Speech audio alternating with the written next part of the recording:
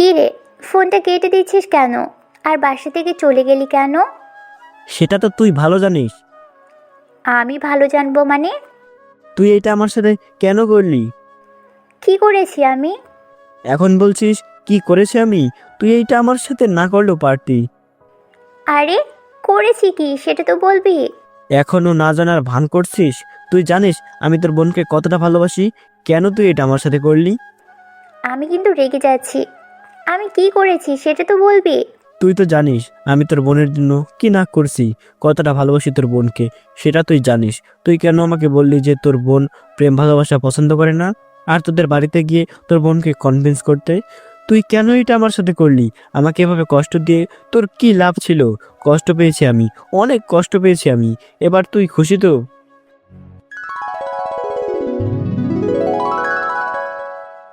প্রায় দীর্ঘ 4 ঘন্টা জার্নির পর আমরা রেল স্টেশনে এসে পৌঁছালাম। আমি আর আমার কয়েকটা বন্ধু বান্ধবী মিলে ঘুরতে গিয়েছিলাম। সেখানে প্রায় 1 সপ্তাহ থাকার পর আজ বাসায় আসলাম। সত্যি নিজের শহর ছাড়া অন্য কিছুই ভালো লাগে না, যত সৌন্দর্যমূলক জায়গা হোক না কেন। নিজের জন্মভূমির সাথে অন্য কোনো জায়গার তুলনা হয় না। বেড়ে ওঠার সাথে সাথে জন্মভূমিটা আমাদের মধ্যে এক মায়া, অদ্ভুত টান জন্মায়। ট্রেন থেকে নেমেই একটা দীর্ঘশ্বাস ছাড়লাম। অবশেষে দীর্ঘ 4 ঘন্টার জার্নির পর এসে পৌঁছালাম। আপনাদের পরিচয়টা দিয়ে নেই, আমি রাজিকুল ইসলাম রাজা। এবার অনার্স ফাইনাল ইয়ারে। বাবা একজন নামকরা বিজনেসম্যান, দেশের 10 জনের মধ্যে একজন। মা গৃহিণী। আমি বাবা মার একমাত্র সন্তান।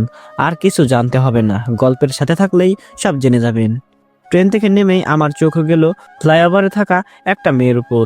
হলুদ একটা ড্রেস পরে আছে, দেখতে পুরো হলুদ পরীর মতো। কাজল কালো মায়া জড়ানো চোখ তার। মেয়েটির মুখটি পুরো মায়াবী। মেয়েটাকে দেখেই ঠাস করে প্রেমে পড়ে গেলাম। যে করে হোক এই মেয়েকে আমার চাই, চাই মানে চাই। মেয়েটিকে দেখলাম চলে যাচ্ছে, কয়েকটা ডাক দিলাম, শুনলো না। এত দূর থেকে শোনার পাবারও কথা না। যে করে হোক মেয়েটিকে আমার লাগবে, তাকে না পেলে আমার জীবন বৃথা। তাই কোনো কিছু না ভেবে দিলাম এক দৌড়।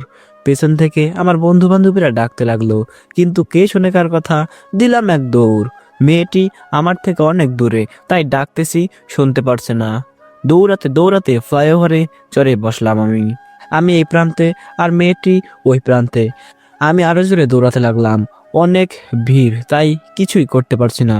অনেক মানুষের ভিড়, আমি তাও যথেষ্ট পরিমাণে দৌড়াতে লাগলাম। দৌড়ে এই প্রান্তে আসতেই দেখলাম মেয়েটি নেই। আশেপাশে সব দিক তাকালাম, মেয়েটি উধাও, কোথাও নেই। যা, এত খাটনি সব বৃথা। তবে তোমায় আমি খুঁজে বের করবই, মাই প্রথম ক্রাশ। এত তাড়াতাড়ি গেল কই? বাড়ি আবার আশেপাশে নয় তো? এসব ভাবতেছিলাম, তখন পেছন থেকে কে একজন বলল, কি রে, এভাবে দৌড়াচ্ছিলি কেন? মা গো মা, মরে গেলাম গো। এটা শোনা মাত্রই পেছনে তাকালাম। পেছনে তাকিয়ে দেখি ফাহাদ, সোহান আর তমা। এরা হলো আমার কলিজার টুকরো ফ্রেন্ড। এদের সাথে আমি ঘুরতে গেছিলাম, আর আমরা একসাথে আসলাম। এদের দিকে তাকিয়ে আমার একটু মায়া হলো।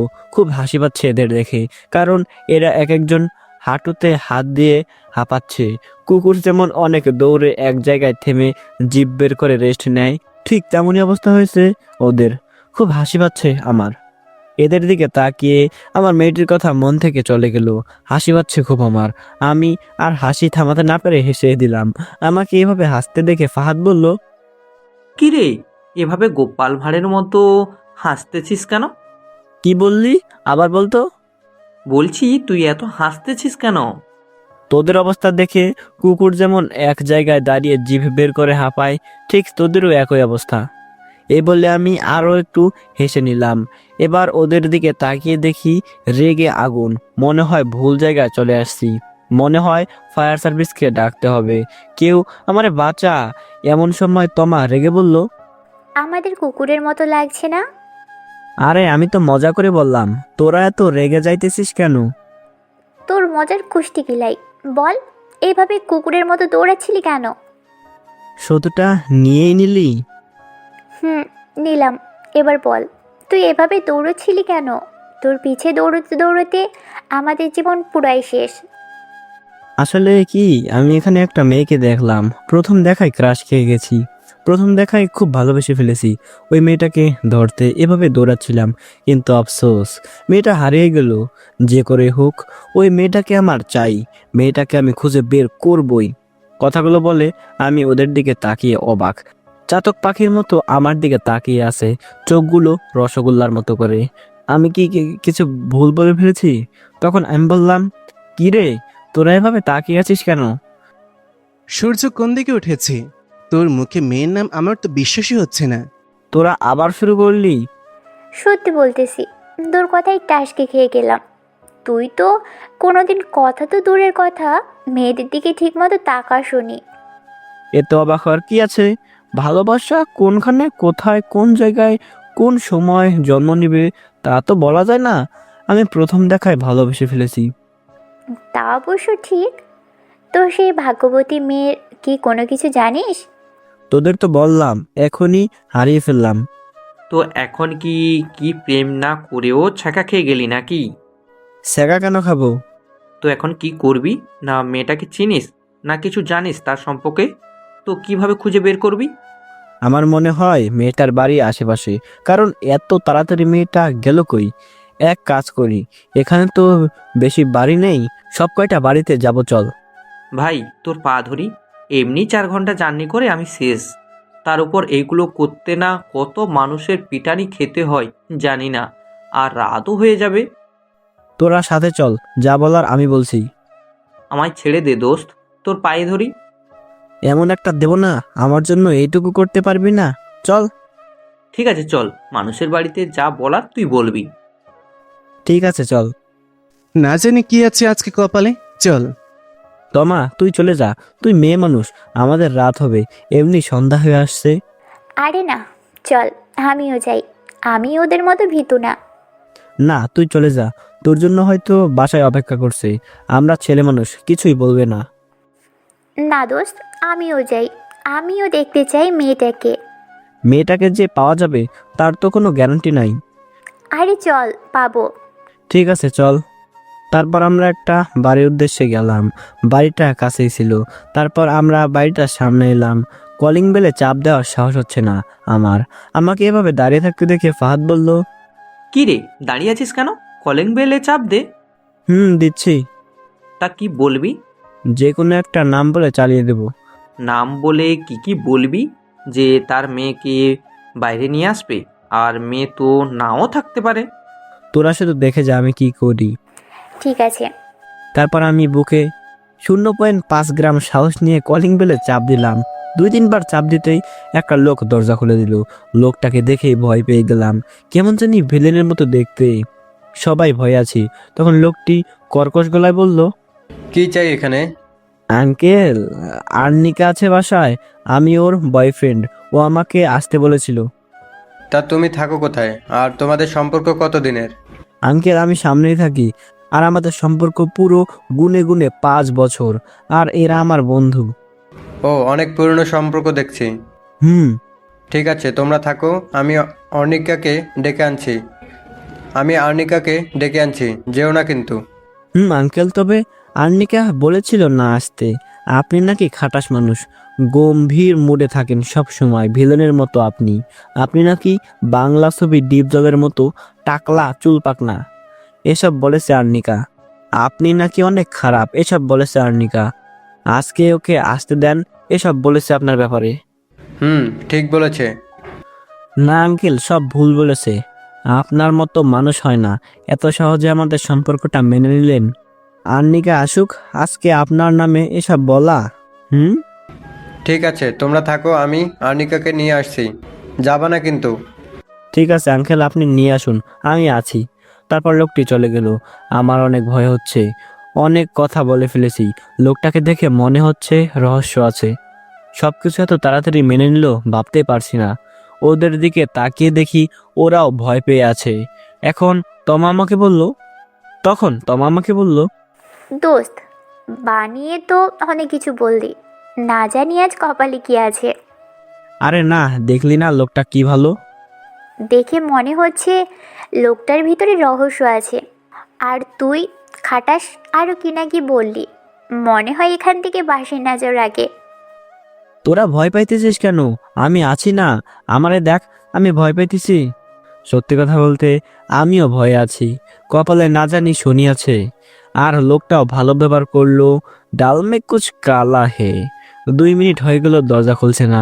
আমাদের ভয়টা বেড়ে চলেছে, মনে হয় এটা জমের দরজা। খট করে দরজা খোলার আওয়াজে তাকালাম দরজার দিকে তাকাতেই আমি ঢোক গিললাম। দেখলাম লোকটা দাঁড়িয়ে আছে আর তার হাতে একটা মোটা লাঠি। এটা দেখে আমি শেষ। পাশে তাকিয়ে দেখি ওরা 1 পা এগিয়ে রেখেছে দৌড় দেওয়ার জন্য। আমিও 1 পা এগিয়ে রাখলাম। তারপর লোকটিকে বললাম, আঙ্কেল, আর্নিকা কোথায়? এই যে আমার হাতে। এই আর্নিকা আজ তোমাদের পিঠ গরম করবে। আমার তো কোনো সন্তান নাই, আর তুই আর্নিকার বয়ফ্রেন্ড। আর কি বললি আমি খাটাস? টাকলা, দাঁড়া, তোর আজ বেঁচে ফিরে যেতে পারবি না। পালা! সাথে সাথে আমরা 3 জনে দিলাম দৌড়। এক দৌড়ে প্রায় অনেকটা চলে আসছি। এসে একটা গলিতে লুকালাম। 4 জনে মিলে হাঁপাতে লাগলাম। তখন ফাহাদ বলল, কিরে, আজ খুঁজবি? খুঁজবো। সত্যি তুই পাগল হয়ে গিয়েছিস? গেছি। তার ভালোবাসার পাগল। আমার প্রথম ভালোবাসাকে আমি হারিয়ে যেতে দেব না। এখানকার সকল বাড়ি খুঁজে দেখব, পাইলে পাবো, না হলে কালকে দেখা যাবে। কপালে শনি আছে আজ। শনি থাক আর মঙ্গলই থাক, চল এখন। তুই আমাদের না মারিয়ে আজ রাখবি না, ঠিক আছে চল। তারপর একটা বাড়ির সামনে এলাম। এবারও আমি কলিং বেল চাপ দিলাম। কলিং বেল চাপ দিতে একটা লোক বের হয়ে আসলো হাতে লাঠি নিয়ে। লোকটি দরজা খুললেই সাথে সাথে বলল, কোন শালারে তখন থেকে কলিং বেল চেপে বিরক্ত করছিস? সামনে আয় একবার। লোকটির কথা শুনে বুঝতে পারলাম একটু আগে কেউ কলিং বেল চাপ দিয়ে বিরক্ত করেছে। আমার পাশে তাকিয়ে দেখি কেউ নেই। যা শালা, এরা আমাকে রেখেই ভেগেছে, এখানে থাকা যাবে না। আমিও কোনো কিছু না ভেবে দিলাম এক দৌড়ে অনেক দূরে চলে আসি। দৌড়াতে দৌড়াতে একটা গলির সামনে আসতেই কেউ একজন আমাকে টান মেরে ভিতরে নিয়ে গেল। দেখলাম ফাহাদ, সোহান আর তমা।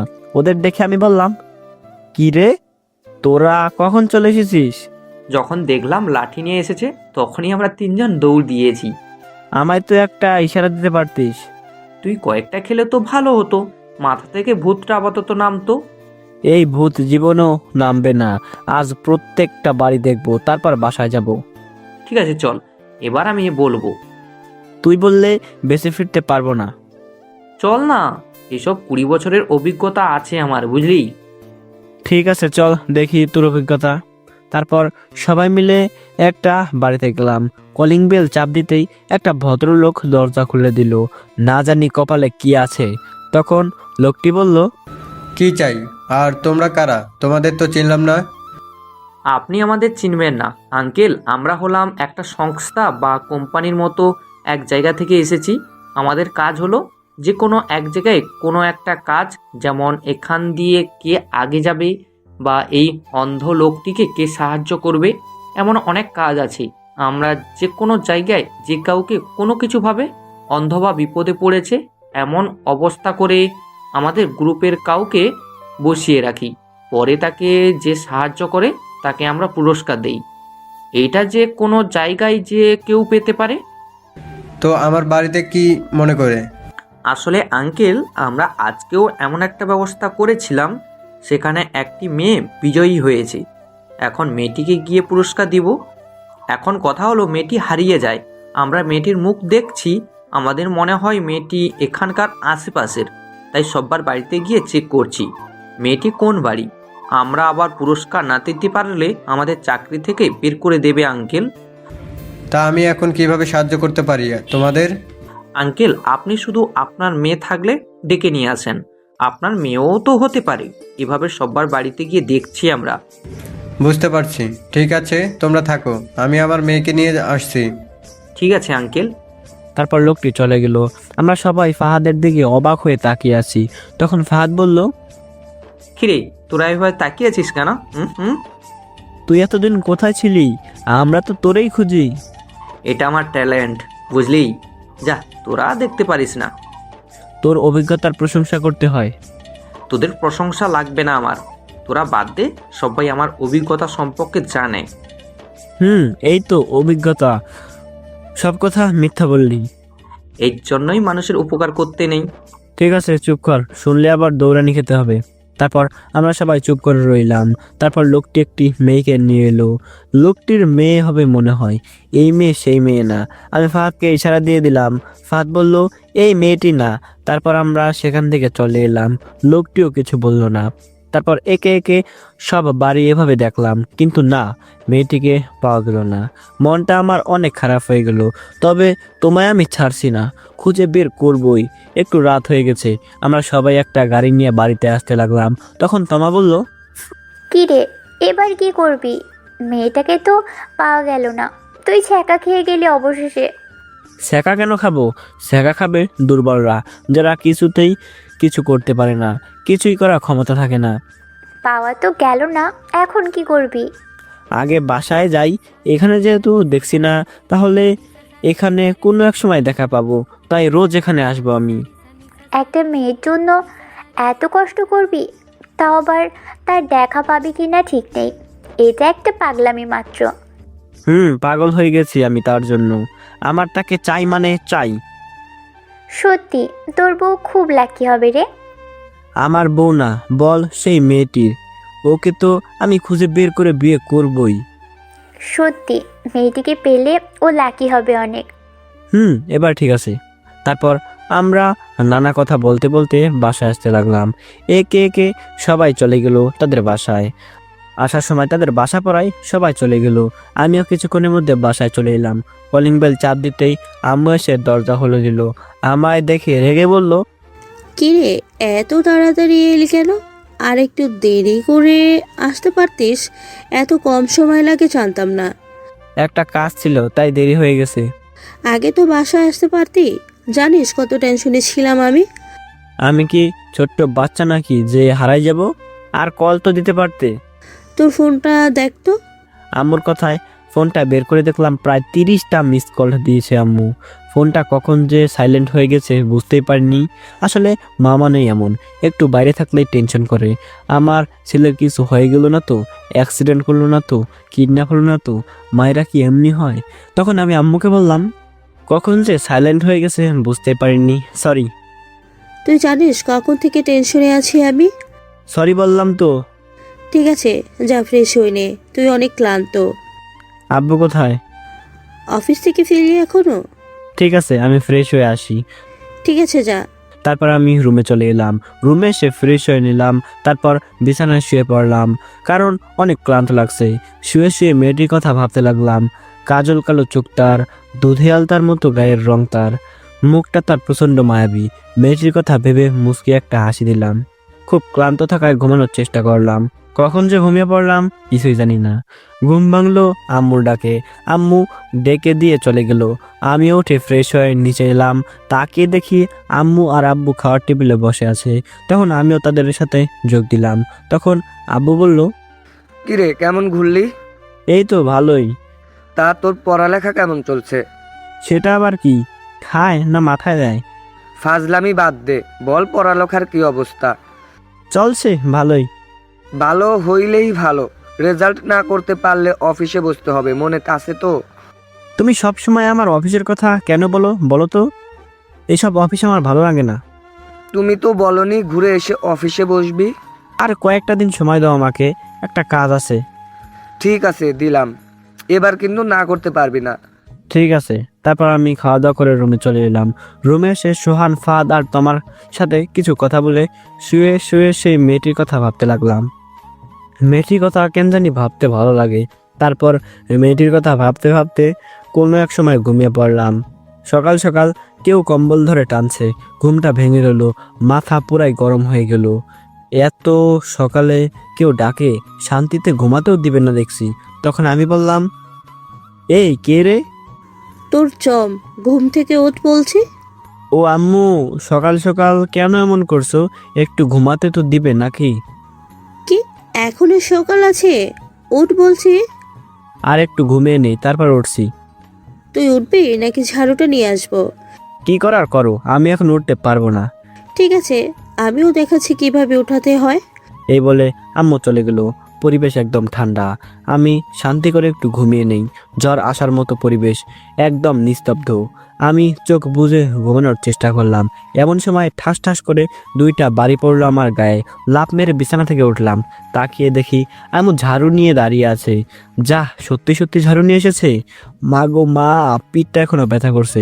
তখন আম্মু আমার দিকে তাকিয়ে বলল, কিরে, আর ঘুমাবি না? সত্যি সত্যি তুমি ঝাড়ু নিয়ে এসেছো? তুই তো কথাই শুনিসনি। কত করে বললাম উঠে পড় উঠে পড়, তুই তো কানেই নিসনি। তাই বলে এভাবে উঠাবে? এবার থেকে এইভাবেই ঘুম ভাঙাতে হবে তোর। এইটা ঠিক না। ঠিক বেঠিক আমি বুঝি না। ফ্রেশ হয়ে নে, নাস্তা করে শপিংয়ে যাব। আমার কিছু লাগবে না। তোর জন্য না, আমার কিছু কাপড় লাগবে। তো আব্বুকে নিয়ে যাও না। তোর আব্বু অফিসে, আসতে রাত হবে, তোকে নিয়ে যেতে বলছে। ঠিক আছে, ফ্রেশ হয়ে আসছি। তারপর আম্মু চলে গেল। আমি ফ্রেশ হয়ে নিচে আসলাম। তারপর নাস্তা করে আম্মুকে নিয়ে গাড়ি করে বেরিয়ে পড়লাম। ড্রাইভার নিলাম না, কারণ আমি গাড়ি নিয়ে বের হলে আমি চালাই। তারপর আম্মুকে নিয়ে শপিং মলে এলাম। আম্মু ভিতরে গেল, আমিও গাড়ি পার্ক করে শপিং মলে প্রবেশ করলাম। তারপর আম্মু প্রায় 1 ঘন্টা ধরে শপিং করলো, সাথে আমিও কিছু নিলাম। তারপর আম্মুকে নিয়ে বেরিয়ে পড়লাম।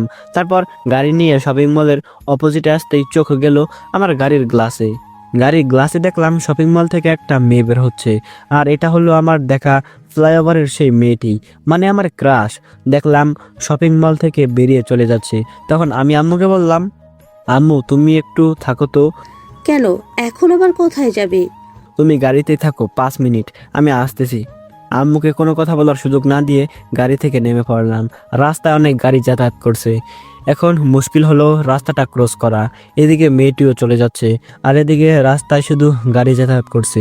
যে করেই হোক মেয়েটিকে আমার চাই, যত বিপজ্জনক হোক না কেন রাস্তাটা আমার ক্রস করতেই হবে।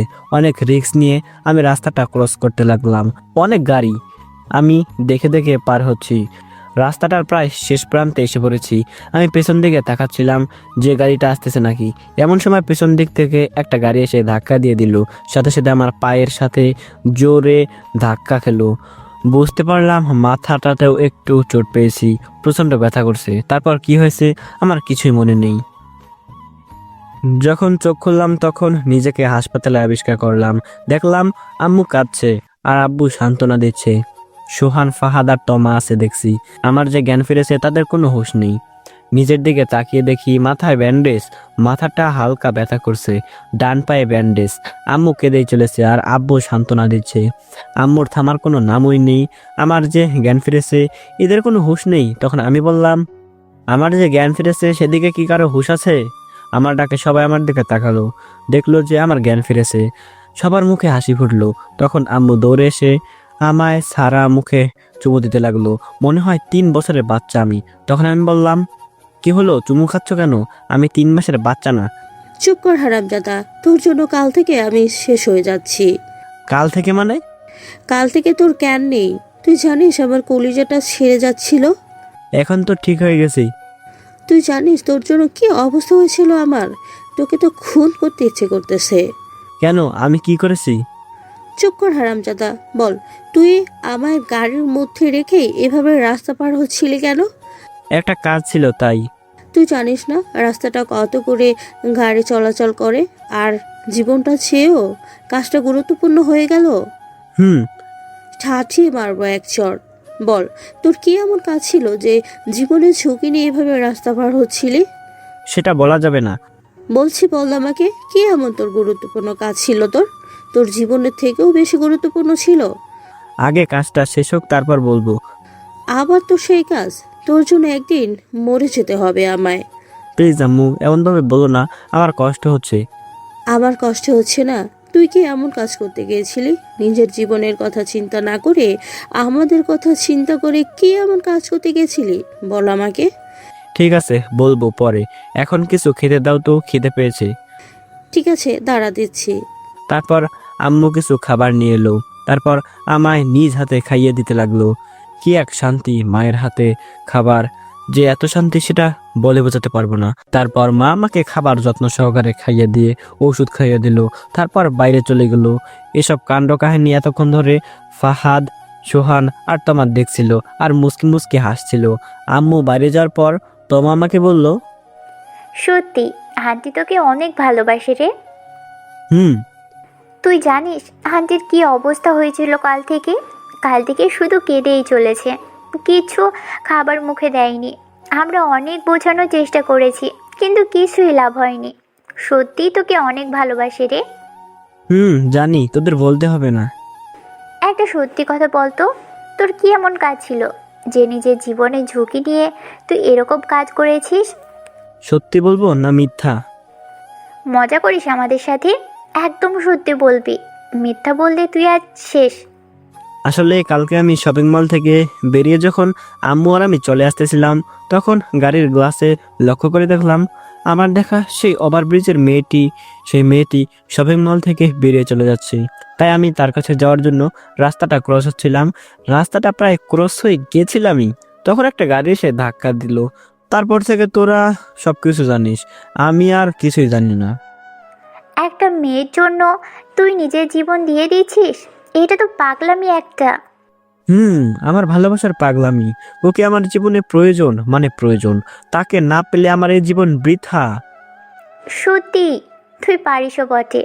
একটা মেয়ের জন্য তুই আর কি না কি করবি। সত্যিই তোর ভালোবাসার নাম করতে হয়। আচ্ছা, তোরা একটা কাজ করতে পারবি? কি কাজ? RAMC শপিং কমপ্লেক্সে গিয়ে সিসিটিভি ফুটেজ জোগাড় করতে পারবি? যেখান দিয়ে মানুষ যাতায়াত করে সেখানকার ফুটেজটা লাগবে। মেয়েটি শপিং মলের ভিতরে থেকে এসেছিল, তার মানে মেয়েটির ছবি পাওয়া যাবে। দেখ, তুই আগে সুস্থ হ, তারপর কি করার করিস। আমার সুস্থ হতে অনেক দিন। তুই যা গিয়ে ফুটেজটা নিয়ে আয় কালকের। যদি টাকা চাই, যত টাকা লাগে দিবি। আমার কালকের ফুটেজটা চাই মানে চাই। সত্যি তুই একটা পাগল ছাড়া আর কিছুই না। তুই একটু বোঝার চেষ্টা কর। আমি কিছুই বুঝতে চাই না। তুই যাবি কিনা বল। ঠিক আছে, যাচ্ছি। সোহান, তুই আমার সাথে আয়, আর তোমা তুই এখানে থাক। ঠিক আছে, তোরা যা। তারপর সোহান আর ফাহাদ চলে গেল। তমা আমার সাথে রয়ে গেল। তমা আমাকে বলল, আচ্ছা, তুই যে মেয়েটার জন্য এত কিছু করছিস, তুই যে মেয়েটাকে এত ভালোবাসিস, মেয়েটা যদি তোকে ফিরিয়ে দেয়? আমার বিশ্বাস আমায় ফিরিয়ে দেবে না। বিশ্বাস দিয়ে তো কাজ নেই। যদি বয়ফ্রেন্ড থাকে বা তোকে মেনে না নেয়? এমন কথা বলিস না প্লিজ। আচ্ছা, ধর তোকে মেয়েটা মেনে নিল না, তখন তুই কি করবি? তুই যে মেয়েটার জন্য এত কিছু করলি। আমার বিশ্বাস এটা জীবনও হবে না, আর হলেও সেটা পরে দেখা যাবে। ঠিক আছে, দেখি তুই কি করতে পারিস। আর মেয়েটাকেও দেখি, কে এই মেয়ে যে তোকে পাগল করে দিয়েছে। দেখে নিস, বিয়ে করলে এই মেয়েটাকে করব। মেয়েটাকে না পেলে আমি কি করব আমি নিজেই জানি না। সত্যি তুই একটা সাইকো। আমি সাইকো, এই মেয়েটির জন্য সাইকো। তমা আর কিছুই বলল না। ও জানে যে আমাকে আর কিছুই বলে লাভ হবে না। তমা আর আমি গল্প করতে লাগলাম। প্রায় 1 ঘন্টা পর ফাহাদ আর সোহান এলো। ওদের মুখটা ফ্যাকাশে হয়ে গেছে। তখন আমি বললাম, কিরে পাইছিস ফুটেজ? না রে, অনেক চেষ্টা করেও দেয়নি। কি বললি? দেয়নি? ওটা আমার চাই মানে চাই। আরে রেগে যাচ্ছিস কেন? তোকে তো মজা করে বললাম ফুটেজ পেয়েছি। ঠিক আছে, চালু করে দেখ। তারপর ফাহাদ ফুটেজের রিলটা সেট করে দিয়ে চালাতে লাগলো। ওরা আমার দিকে তাকাচ্ছে আর আমি ভিডিওটির দিকে তাকিয়ে দেখছি শুধু আমার ক্রাশ যাচ্ছে নাকি। এভাবে দেখতে দেখতে প্রায় 20 মিনিট চলে গেল। আমার ক্রাশকে দেখলাম না। ওরা সবাই বসে আছে মাথায় হাত দিয়ে বিরক্ত হয়ে। এভাবে প্রায় আরো 10 মিনিট গেল। 10 মিনিট পর দেখলাম আমার ক্রাশের মতো কেউ যাচ্ছে, মুখটা ভালোভাবে দেখা যাচ্ছে না। তখন আমি ফাহাদকে বললাম, ফাহাদ একটু ব্যাক কর তো। ঠিক আছে, করছি। তারপর ফাহাদ আস্তে আস্তে চালিয়ে ব্যাক করতে লাগলো। এমন সময় দেখলাম ক্রাশকে দেখা যাচ্ছে ওর মতোই, মুখটা ভালোভাবে বোঝা যাচ্ছে না। তারপর আমি ফাহাদকে ওই ছবিটার উপর জুম করতে বললাম। তারপর ফাহাদ ছবিটা ভালোভাবে জুম করলো। এটা তো আমার ক্রাশ। তারপর আমি আমার বুকে হাত দিয়ে একটা নিঃশ্বাস ছেড়ে বললাম, এটাই আমার দেখা সেই মেয়েটি। তোমার ফটো পেয়ে গেলাম জান, এখন শুধু খুঁজে বের করা বাকি। যাক, অবশেষে ভাবিকে দেখলাম, যার জন্য তুই এত পাগল হয়ে গিয়েছিলিস। এইটা তোমার বোন? সবসময় মজা করিস না তো।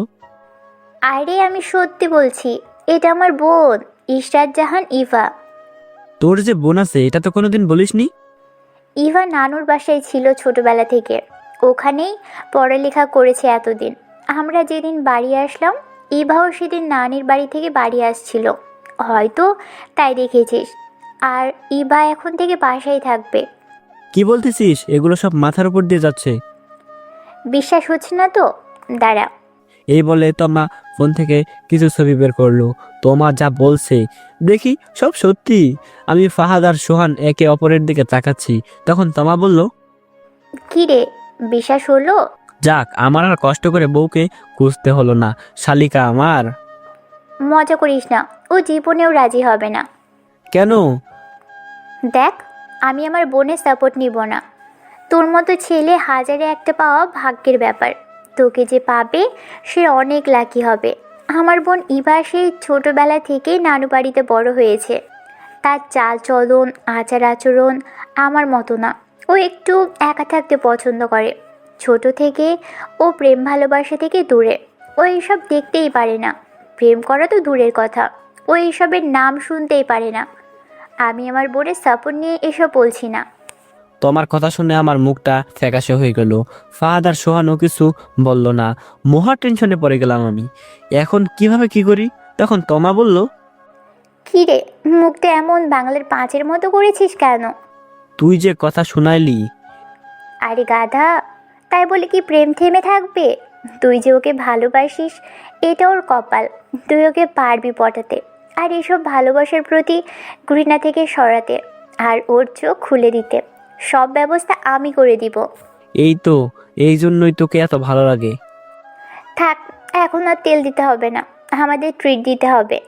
আগে তোর বোন রাজি হোক, তারপর কত ট্রিট নেওয়ার নিস। ঠিক আছে, তুই সুস্থ হয়ে ওঠ, আমি দেখছি কি করা যায়। তোর মতো বান্ধবী প্রত্যেকটা ছেলের থাকা উচিত। তারপর তারা একটু থেকে সবাই চলে গেল। তারপর বিকেলে আমায় হাসপাতাল থেকে রিলিজ নিয়ে বাসায় নিয়ে আসা হলো। ফাহাদ, সোহান আর তমাও সাথে ছিল। বেশ ভালোই চোট পেয়েছি। সুস্থ হতে প্রায় 1 সপ্তাহের বেশি লাগবে। এইদিকে আমার কোনো টেনশন নেই। আমার টেনশন শুধু আমার মায়াবিনীকে নিয়ে। তমা আর ওরা সবাই বসে আছে আমার পাশে। আমি শুয়ে আছি হেলান দিয়ে। আমি শুয়ে শুয়ে ভাবছি কিভাবে তোমার বোনকে রাজি করাবো, আর দেখাই বা কোথায় পাবো, কেমনে কি। তখন আমি তোমাকে বললাম, আচ্ছা তমা, একটা কথা বল। কি বল? তোর বোন কি বাসা থেকে বের হয় না? হয়, না বললেই চলে, খুব কম। সব সময় বাসায় আর ছাদেই কাটিয়ে দেয়। আচ্ছা তমা, আমি তোর বোনের সাথে দেখা করব কিভাবে? আরে তুই চিন্তা করিস না, আমি সব সিস্টেম করে দিব। পারবো তো তোর বোনকে রাজি করাতে? হবে তো রাজি? আরে তুই চিন্তা করছিস কেন? দেখবি রাজি হবে। তুই পারবি রাজি করাতে। তোর উপর আমার বিশ্বাস আছে। আর যদি রাজি না হয় তখন দেখা যাবে। ঠিক আছে, তুই যা বলিস। তারপর আমরা আরো কিছু গল্প করে তারা চলে গেল। আমিও ঘুমিয়ে পড়লাম। তোমার বোনের কথা ভাবতে ভাবতে মাথায় শুধু একটা কথাই ঘুরতেছে, কিভাবে রাজি করাবো। হবে তো রাজি, না রাজি হবে না। না রাজি হলে কি করব আমি? নামটা যেন কি বললো তোমা? ইশরাত জাহান ইভা। নামটা যেমন সুন্দর, ঠিক তেমনি দেখতেও পরীর মতো। প্রথম দেখায় ক্রাশ খেয়ে গেছি। কাজল কালো চোখ তার, মুখে হালকা মেকআপ, ঠোঁটে হালকা লিপস্টিক, গোলাপের পাপড়ির মতো তার ঠোঁট, সত্যি অসাধারণ পরীর মতো। এসব ভাবতে ভাবতে ঘুমিয়ে পড়লাম। সন্ধ্যায় আম্মু এসে খাবার খাইয়ে দিয়ে চলে গেল। আমি আবার ক্রাশের কথা ভাবতে ভাবতে ঘুমিয়ে পড়লাম। এভাবেই চলে গেল 1 সপ্তাহ। এখন আমি প্রায় সুস্থ। এখন আমার মাথায় একটাই টার্গেট, তোমার বোন। তাকে আমার এই জীবনে লাগবেই। তোমা এবং সবাইকে আমার বাড়িতে ডাকলাম। তারা সবাই এলো বাসায়। আমি অসুস্থ থাকাকালীন ওরা প্রতিদিন এসেছিল দেখা করতে। আজ আমি অনেক সুস্থ, তাই ওদের ডাকলাম কিছু একটা বুদ্ধি নিতে, আর কিভাবে কি করা যায় সেটা ভাবতে।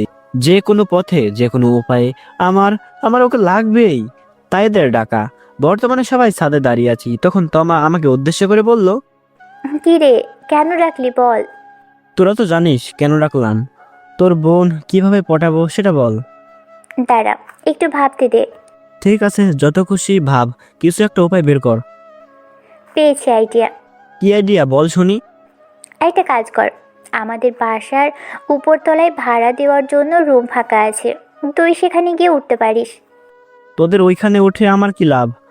আরে আপাতত তুই সেখানে থাক, ওখানে থাকলে তো আমার বোনের সাথে দেখা হবে, আস্তে আস্তে ওকে কনভিন্স করবি পটাতে। আরে না, তোর বুদ্ধি আছে বলতে হবে, আগে বলবি তো।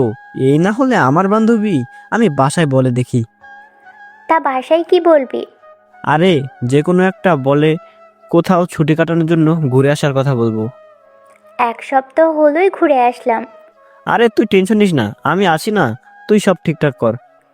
ঠিক আছে, আমি বাসায় বলছি, তবে বাসায় বলতে পারবো না যে এটা আমার বন্ধু। কেন কেন? তুই আমাদের বাসায় গিয়ে যখন বোনকে কনভিন্স করবি, তখন যদি বলি যে তুই আমার বন্ধু, আর তুই যদি ওর সাথে কিছু উল্টাপাল্টা করিস, তাহলে আমায় আস্ত রাখবে না।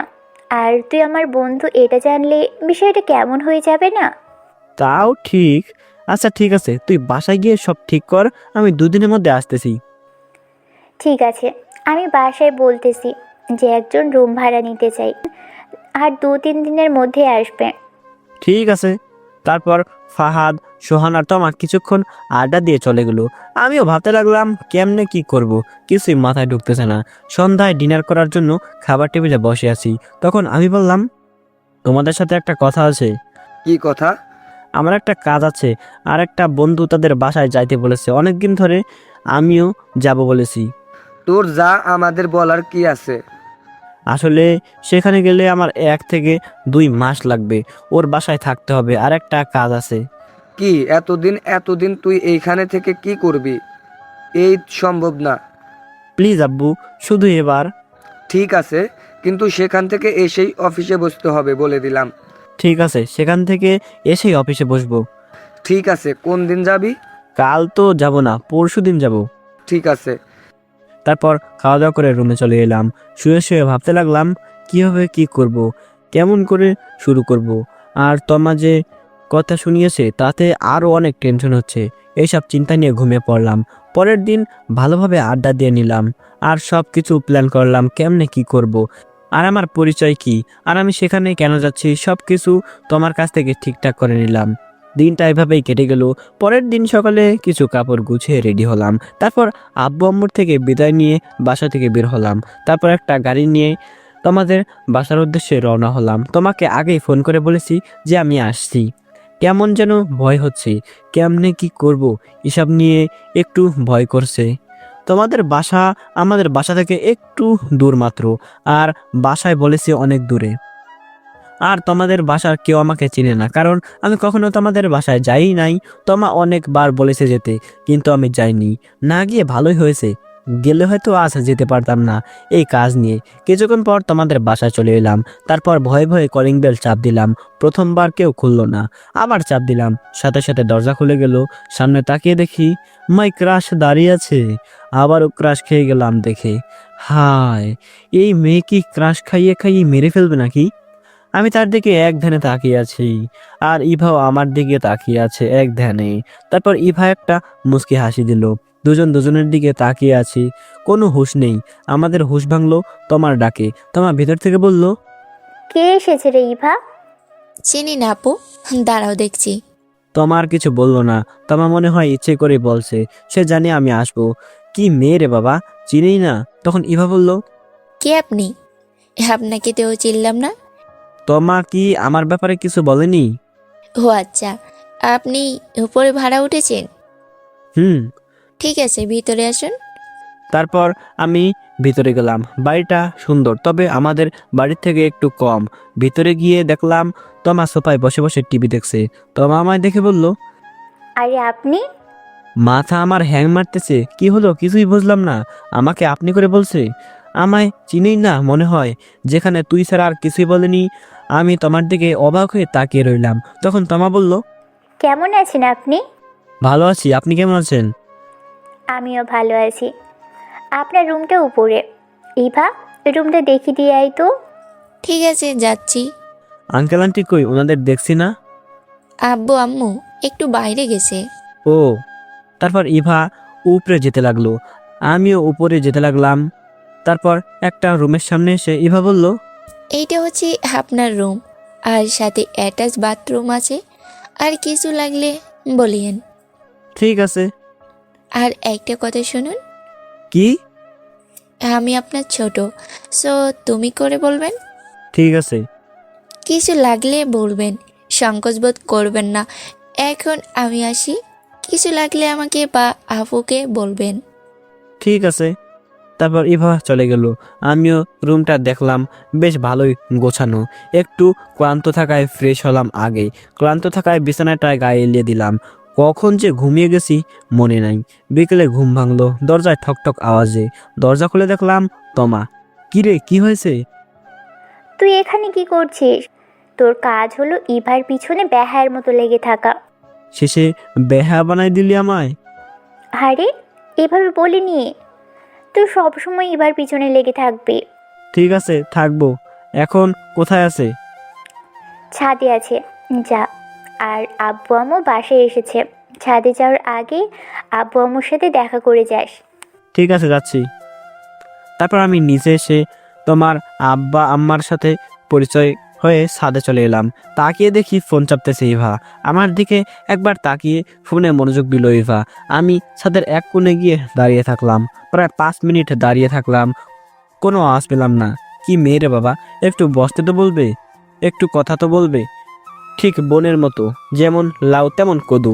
ফোন চাপতেছে আর একটু পরপর আমার দিকে তাকাচ্ছে। তখন আমি বললাম, কি করছেন? দেখতেই তো পাচ্ছেন, ফোন চাপতেছি। কারোর সাথে কথা বলতেছেন নাকি?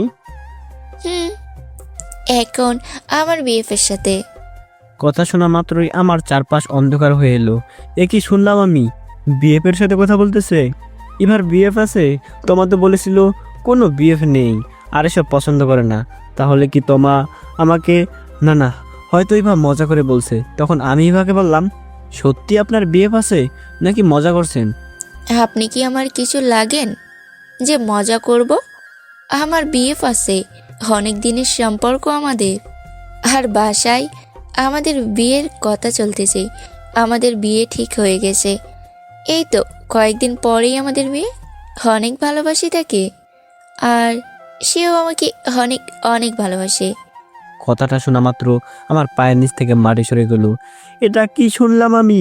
আমি যাকে পাগলের মতো ভালোবেসেছি সে আজ অন্য কারো। কয়েকদিন পর বিয়ে ভাবতে আমার বুকটা কেমন যেন করছে। আমার কানকে বিশ্বাস করতে পারছি না আমি। তোমা আমাকে এটা আগে কেন বলেনি? আমাকে বললে হয়তো আজ এত কষ্ট হতো না। আমি নিজেকে আগে মানিয়ে নিতাম, এত দূর পর্যন্ত এগোতাম না আমি। তোমা আমার সাথে এমনটা কেন করলো? এভাবে আমাকে ঠকানোর কি প্রয়োজন ছিল? সত্যি কান্না আসতেছে আমার। যাকে আমি জীবনের থেকেও ভালোবেসেছিলাম সে আজ অন্য কারো। তবে কেন তোমা আমাকে বলেছিল সেই সব কথা? কি দোষ করেছিলাম আমি? তোমা কেন আমাকে বলেনি ওর বোনের বিয়ে ঠিক হয়ে আছে? কেন আমাকে এত দূর নিয়ে এসেছে? কি দোষ করেছিলাম আমি? আমি তো তার বোনকে শুধু ভালোবেসেছিলাম। এটাই কি দোষ, তার বোনকে ভালোবাসা? তোমা এটা কেন করলো? মাথায় কিছুই আসতেছে না। আমাকে এমনভাবে কাঁদানোর মানে কি? আমার ইমোশন নিয়ে খেলছে তোমা। কেন আমার ইমোশন নিয়ে খেললো তোমা? তোমা তো জানতো আমি পাগলের মতো ভালোবেসেছি ওর বোনকে। তোমা তো জানে ওর বোনের জন্য আমি কি না করেছি। কেন করলো এটা তোমা? কিছুই ভাবতে পারছি না। তোমা কেনই বা ওদের বাড়িতে এনে এভাবে আমার ইমোশন নিয়ে খেললো? আমায় তো বলে দিতে পারতো সব কিছু। নাকি আমি কষ্ট পাবো বলে বলেনি? না, আমার কষ্টের কথা ভাবলে হয়তো সেই দিনেই বলে দিত সব কিছু। তাহলে একটু কষ্ট করে নিজেকে মানিয়ে নিতাম। কিন্তু এখন কষ্টের আকারটা এত বড় যে বহন করা সেটা কষ্টের। আমি এখন নিজেকে কিভাবে বোঝাবো? এখন কি করব আমি? এটা না, এখানে আর এক মুহূর্ত থাকা যাবে না। এখানে থাকলে হয়তো নিজেকে ধরে রাখতে পারবো না। কেন এটা করলো তোমা? কিছুই বুঝতে পারছি না। আমি কতটা ভালোবাসি ওর বোনকে সেটা তো জানতো। জানি না আর কোনো দিন বলতে পারবো কিনা ইভাকে। অনেক অনেক ভালোবাসতাম। আজ সেই ভালোবাসার কোনো মূল্য নাই। কাল সে অন্য কারো। এখানে কিছুই করার নেই আমার। আমার কান্না আসছে খুব। এখানে থাকলে হয়তো ইভার সামনাসামনি হতে হবে আরও। তখন নিজেকে সামলাতে পারবো না আমি। জানি কখনো ইভাকে বলতে পারবো না আমি। কয়েকদিনের ভালোবাসা হলেও অনেক বেশি ভালোবাসতাম আমি। না, আর এখানে থাকা যাবে না। চোখে পানি চলে এসেছে প্রায়। কোনো রকম চোখে পানি লুকিয়ে ছাদ থেকে নেমে সোজা রুমে চলে এলাম। তারপর ব্যাগটা নিয়ে রুম থেকে বেরিয়ে চলে এলাম। নিচে এসে দেখি তোমা নেই। আঙ্কেল আর আন্টি বসে আছে সোফায়। আমায় ব্যাগ নিয়ে দেখে আঙ্কেল বলল, কি হলো বাবা, যাচ্ছ কোথায়? বাসায় চলে যাবো আঙ্কেল। কেন, কি হয়েছে? কোনো সমস্যা হলে বলো আমাদের। না আঙ্কেল, কোনো সমস্যা নাই, বাসায় যেতে হবে আঙ্কেল। কেন, কিছু হয়েছে নাকি বাসায়? তা ঠিক জানি না, কেন জানি ফোন করে বললো তাড়াতাড়ি বাসা যেতে। তাহলে ঠিক আছে, যাও। তা আসবে কোন দিন? আর আসবো না আঙ্কেল, কেন? বাসায় থাকতে হবে, আর আসতে পারবো না। সকালে তো সব ঠিক ছিল, কিছু কি বলেছো কেউ, বা কিছু হয়েছে কি? না আঙ্কেল, কেউ কিছু বলেনি, আমাকে বাসায় যেতে হবে। ঠিক আছে, যেতে চাইলে যাও। এত করে যখন বলছো, তোমায় বাধা দিব না, তবে তোমাকে তো আসতেই হবে কয়েকদিন পর। কেন আসতে হবে আঙ্কেল? আপনার কথা কিছুই বুঝলাম না। না, এমনি বললাম। ঠিক আছে, যাও। ভালো থাকেন আঙ্কেল, আর তোমাকে বলে দিয়েন আমি চলে গেছি। ঠিক আছে, সাবধানে যেও। ঠিক আছে আঙ্কেল, তাহলে আসি। ঠিক আছে। তারপর তোমাদের বাসা থেকে বেরিয়ে একটা গাড়ি নিয়ে বাসার উদ্দেশ্যে রওনা হলাম। গাড়িতে বসে ভাবতে লাগলাম একটু আগের ঘটে যাওয়া ঘটনাগুলো। কিছুক্ষণের মধ্যে বাসায় চলে এলাম। কলিং বেল চাপ দিতেই আম্মু এসে দরজা খুলে দিল। তারপর অবাক হয়ে জিজ্ঞেস করলো, কি রে, চলে এলি? ভালো লাগতেছিল না। তুই না বললি 1 থেকে 2 মাস থাকবি, তোর জানি কি কাজ আছে, তাহলে চলে এলি কেন? চলে এসেছি তো কি ভুল করেছি? খুশি হওনি নাকি? আমি বাইরে থাকলে কি শান্তি পাও? বলো চলে যাই, আর আসবো না। আম্মু আর কিছু বলল না আমার রাগ দেখে। দরজায় এক পাশে গিয়ে দাঁড়িয়ে গেল। আমি ভেতরে চলে এলাম। এমনি আমার মনের অবস্থা ভালো না, তাই মাথা গরম হয়ে আছে, পুরাই চেত্তা গেছি। আম্মু জানে আমি রেগে বা কিছু হলে এরকম রেগে যাই, তাই আম্মু কিছু বলল না। সোজা রুমে এসে দরজা ঠাস করে বন্ধ করে দিলাম। তারপর ব্যাগ ছুঁড়ে মেরে বিছানায় শুয়ে পড়লাম। খুব কান্না পাচ্ছে আমার। মানুষ বলে কান্না করলে নাকি একটু মন হালকা হয়। আমিও শুয়ে শুয়ে কাঁদতে লাগলাম। কিছুক্ষণ পর ওয়াশরুমে গিয়ে ফ্রেশ হয়ে আসলাম। তারপর রুম থেকে বের হয়ে দেখলাম আব্বু আর আম্মু সোফায় বসে আছে। এবার একটা জিনিস মিসিং। যখন আমি রেগে থাকি বা মন খারাপ থাকে, তখন আম্মু আর আব্বু আমাকে অনেক কনভিন্স করে। আস্থা করছে না, মনে হচ্ছে কিছুই হয়নি। রেগে থাকলে আব্বু আর আম্মু অনেক চেষ্টা করে জানার জন্য কি হয়েছে আজ আমার, কিন্তু জিনিসটা আজ ব্যতিক্রম। আব্বু আম্মা নিশ্চিন্তে বসে আছে সবাই, মনে হয় কিছুই হয়নি। বিষয়টা আমাকে অনেক ভাবাচ্ছে। হঠাৎ করে কি হলো? মাথার কোনো স্ক্রু ঢিলা হয়ে গেল নাকি? তখন আমি আব্বু আম্মুর কাছে গিয়ে বসলাম। তখন আব্বু বলল, কিরে চলে এলি যে? ভালো লাগতেছিল না, তাই চলে আসছি। ঠিক আছে। আব্বু আর কিছু বলল না এই বিষয়ে। তারপর কিছু টুকটাক কথা বলে রুমে চলে এলাম। হঠাৎ করে এদের হলো কি? যেখানে আমার মুখ থেকে কথা বের করার জন্য কি না করেছে, যে আমার কি হয়েছে, আজ কি হলো কিছুই বুঝলাম না। আর কিছু জিজ্ঞেস করলো না আব্বু। যাই হোক, ভালোই হয়েছে আমার জন্য কিছু জিজ্ঞেস না করায়। রুমে আসতেই আবার ইভার কথা মনে পড়লো। মনটা অনেক খারাপ হয়ে গেল। না না, ইভাকে যে করে হোক আমায় বলে থাকতে হবে। তার জন্য বর্তমানে আমার অন্য কিছুতে মন দিতে হবে। একটা জিনিস আমার মাথায় ঢুকলো না, তমা এটা আমার সাথে কেন করলো? এতে কি লাভ ওর? ও তো আমার ভালো একটা বন্ধু। ও কেন আমার সাথে এমন করবে? নাকি ওর বোনকে ভালোবাসি বলে এমনটা করছে? কিছুই ভাবতে পারছি না আমি। এদিকে তোমার দেওয়া প্রতারণা, আর এদিকে ভালোবাসা হারানোর ব্যথা, সব কিছুই আমার বুকটাকে দুমড়ে মুচড়ে শেষ করে দিচ্ছে। আজ ইভা অন্য কারো, যে করে হোক তাকে বলতে হবে আমার। ইভা আমার না পাওয়া এক ভালোবাসা, আমার ভালোবাসাটা একতরফা, তাই এটার কোনো মানেই হয় না। কিন্তু আমি ইভাকে বলে থাকতে পারছি না। ইভাকে বলতে হলে আমাকে কাজের মধ্যে ডুবে থাকতে হবে। তার জন্য অফিসে বসতে হবে আমায়। এক ঢিলে দুই পাখি মারতে পারবো আমি। একদিকে অফিসের কাজ করব, আর একদিকে ইভাকে বলে থাকতে পারবো। পারবো কি ইভাকে বলে থাকতে? আমি তো ওকে অনেক ভালোবাসি, যে ভালোবাসা ভোলার জন্য নয়। কয়েকদিন তাকে দেখে অনেক ভালোবেসে ফেলেছি আমি তাকে। না জানি না বলতে পারবো কি না তাকে, তবে তাকে যে ভুলতে হবে। তাকে না ভুলতে পারলে যে আমি প্রতিনিয়ত কষ্ট পেয়ে যাব। আমার তাকে ভুলতেই হবে। তাকে ভোলা কি এতটাই সহজ হবে? না, তাকে ভোলা এতটাই সহজ হবে না আমার। তবুও তাকে ভুলতে হবে। ক্রমশ বেলা ফুরিয়ে সন্ধ্যা হয়ে গেল। তারপর আম্মু ডেকে নিয়ে গেল ডিনার করার জন্য। তারপর ডিনার করতে করতে বললাম আমি, আব্বু কাল থেকে আমি অফিসে বসবো। কি বললি? আবার বলতো, শুনতে পাইনি। আবার শুরু করলে? বললাম আমি কাল থেকে অফিসে বসবো। এটা কি তুই নাকি ভূত ধরছে? অনেক তো ঘুরে বেড়ালাম, আর তোমায় কথা দিয়েছিলাম যে ঘুরে সেই অফিসে বসবো। সেখান থেকে চলে এসেছি, তাই ভাবছি অফিসে বসবো। নিজের ইচ্ছাই বলেছিস নাকি অন্য কোনো কারণে? সব কথাতে তোমরা অন্য কিছু ভাবো কেন? একটু অফিসে বসতে চাইছি, এতেও তোমাদের অন্য কিছু মনে হচ্ছে? ঠিক আছে, বসবই না। রাগ করতেছিস কেন? আমি তো এমনিই বললাম। ঠিক আছে, কাল থেকে তুই অফিসে যাবি, আমি কয়েকটা দিন রেস্ট নেই। ঠিক আছে। তারপর ডিনার করে রুমে চলে এলাম। রুমে এসে গেমস খেলতে লাগলাম। আমার যখন মন খারাপ হয় তখন গেম খেলি আমি, না হলে আবার ইভার কথা মনে পড়ে যাবে, তাই গেমস খেলতে লাগলাম। গেমস খেলাতেও শান্তি নাই দেখছি। কেবল খেলতে শুরু করলাম, এমন সময় কে যেন ফোন করে উঠলো। রাগ উঠে গেল আমার। তাকিয়ে দেখি স্ক্রিনে তোমার নামটা ভাসছে। এটা দেখে আরও রেগে গেলাম, তাই ফোনটা কেটে দিলাম। আবার ফোন দিল, আবারও কেটে দিলাম আমি। আবার ফোন দিল, বিরক্ত হয়ে ফোনটা ধরলাম আমি। ফোনটা রিসিভ করতে তোমা বলল, কি রে, ফোনটা কেটে দিচ্ছিস কেন? আর বাসা থেকে চলে গেলি কেন? সেটা তো তুই ভালো জানিস। আমি ভালো জানবো মানে? তুই এটা আমার সাথে কেন করলি? কি করেছি আমি? এখন বলছিস কি করেছি আমি? তুই এইটা আমার সাথে না করলেও পারতি। আরে করেছি কি সেটা তো বলবি। এখনো না জানার ভান করছিস? তুই জানিস আমি তোর বোনকে কতটা ভালোবাসি। কেন তুই এটা আমার সাথে করলি? আমি কিন্তু রেগে যাচ্ছি। আমি কি করেছি সেটা তো বলবি। তুই তো জানিস আমি তোর বোনের জন্য কি না করছি, কতটা ভালোবাসি তোর বোনকে, সেটা তুই জানিস।